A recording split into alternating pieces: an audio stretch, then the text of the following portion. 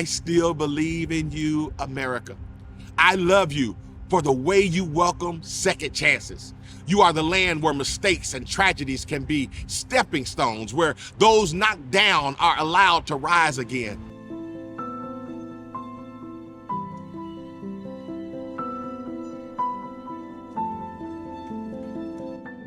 Hello, America. I'm Pastor Corey Brooks. From the south side of Chicago to the nation's capital, this is Rooftop Revelations.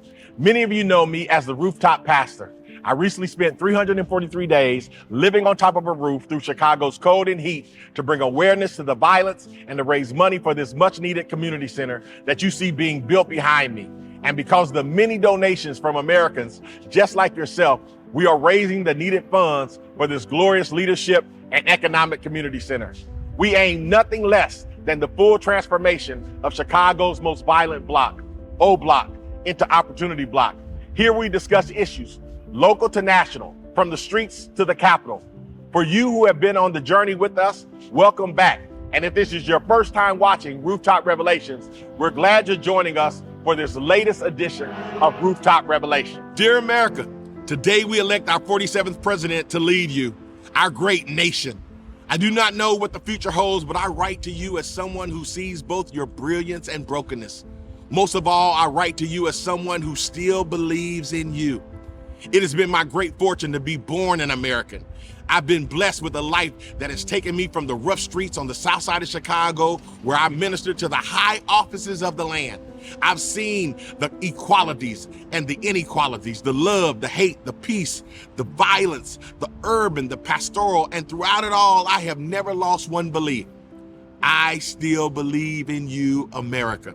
From the CEO offices in the sky to one of my ex-gangbangers landing his first construction job, I have witnessed the best of you. The way you reward merit, the way you prize resilience, the way you value individualism, and the way your people, strangers often, step forward with a helping hand. It is this latter quality of yours that warms my heart the most. That ex-gangbanger that I just mentioned was trying to survive and put food on the table for his kids when he told me he was not going to take the construction jobs I helped him to get. I looked at him and asked, why not? The man told me that there was racism out there and that people wanted him to fail. He was going to go back to his old ways. I drove him to his job that next morning and watched him grow through the door. Today, that same man now has friends all over Chicago, attends company cookouts religiously, and has since been promoted. That is why I still believe in you, America. I love you for your freedom. And at times, freedoms can be unbearably cruel. All the way to being responsible and being sure your name is golden can sometimes be overwhelming. But when we move forward as individuals, when we dare to become somebodies instead of nobodies, it is then and only then that others come along beside us. We all know the harshness of freedom, but we all know the rewards of moving forward, and there is no better company than those who thrive in freedom. On the streets of Chicago and other cities, I witnessed the worst of you. I've seen dead bodies in dystopian streets, the red and green lights alternating in the coldness of the night, and with no one coming to claim them. I've seen dead eyes in too many children who think nothing of pulling the trigger. I've seen children who stare endlessly at soul-sucking screens. I've seen killers walk the streets without consequences. I've seen one too many dreams deferred and one too many hopes shattered. I have seen far too much for my soul to bear, and at times I have thought of, no, dreamed of, abandoning it all. But through this darkness always comes a light, a miracle, a joy that lights up my heart. Over 18 years ago, a sweet baby girl was born smiling to a drug-addicted mother who was murdered a few months later. I held that baby in my arms and wondered why this child was born to a cruel fate. No one wanted her but a remote cousin, and even she was questionable herself, in and out of jail, on and off drugs, often homeless. But she took that baby into her life, and they both grew together. Now that baby is attending college and still smiling, and the cousin lives out in the suburbs working for a corporation. I still believe in you, America. I love you for the way you welcome second chances. You are the land where mistakes and tragedies can be stepping stones, where those knocked down are allowed to rise again. There is no greater freedom than this, and what a gift you have given us. I've traveled far and abroad and always returned home with gratitude in my heart for your eternal and timeless principles. They belong to mankind, but no nation has enshrined them the way you have. The belief that all men are created equal is one that I invoke every day in life. Like the time I told a young girl from an impoverished and broken home that her ability and inner strength and talent was equal to any despite her zip code. What greater gift is there to people from all walks of life than you endowing them with this unalienable right of life, liberty, and the pursuit of happiness? Sometimes I just sit with that phrase, pursuit of happiness. What a marvelous thing for you to make possible for those who yearn to make something of themselves.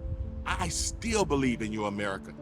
Yet my love for you, America, is not blind. I see cracks in your foundation. I see communities overlooked instead of being invested in. I see politicians scheming for themselves instead of representing their constituents. I see money taxed from hard-working people going into the wrong pockets. I see people embracing ideologies of division and tribalism. I hear talk of how we are on the verge of another civil war. And I admit, I fear that too many of us have forgotten that we are, in fact, one people, one nation under God. Then I remember the great reforms that you have given us. You were the land where people from all over sought religious freedoms. Your men and women fought the bloodiest civil wars to end slavery and preserve the Union. Countless immigrants came through Ellis Island. Then came the suffrage movement, the war that ended Nazism, and then the grand civil rights movement. If we are to remain the shining city on a hill, we must face today's divisions and believe we will, because deep down, we know a world without your principles is a dark one. I still believe in you, America, and with much hope. Most of all, America, I still believe in your dream. There are many who don't, and that is the belief of the privileged, those who never fought or suffered for their dreams. I was born a poor boy to a single mother in small Tennessee town, and I was raised in the Indiana countryside. Those who don't believe in your dreams told me I wouldn't make it, that good old American racism would stop me, or that the system was so fixed that I shouldn't bother trying. But your principles and the dreams that came with them kept me going. I told myself, I have to keep going to see for myself if this American dream is a lie or not.